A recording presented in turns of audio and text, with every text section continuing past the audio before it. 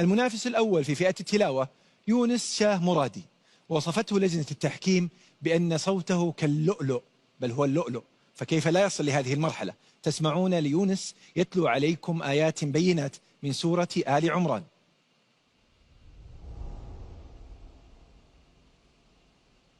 أعوذ بالله من الشيطان الرجيم.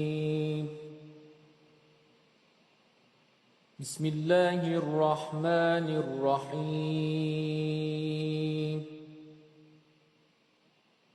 إن في خلق السماوات والأرض واختلاف الليل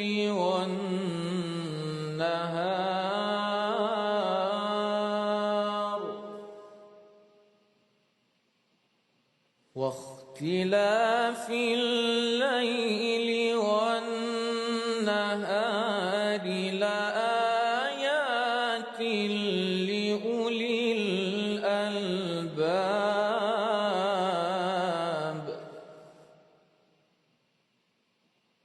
الذين يذكرون الله قياما وقعودا وعلى جنوبهم ويتفكرون في خلق السماوات والأرض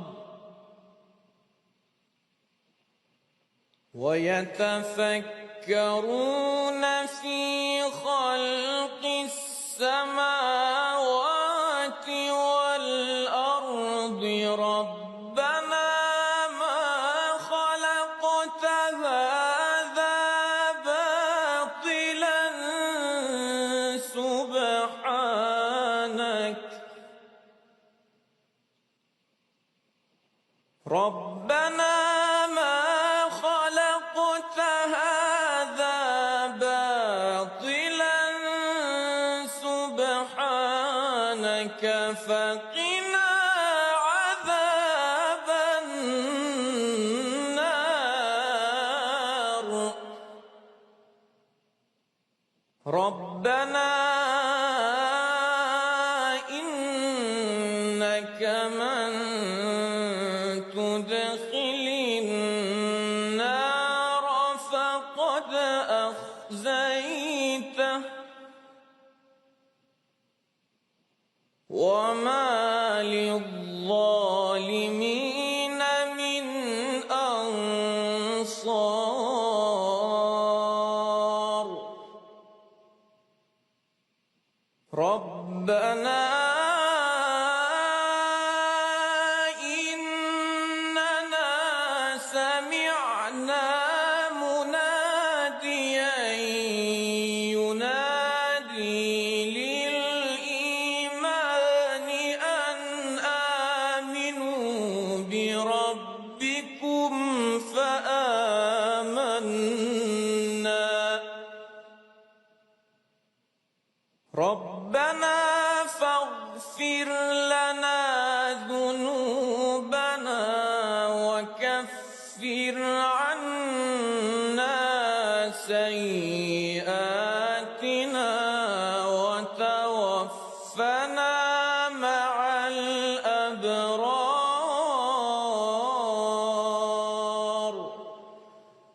صدق الله العظيم.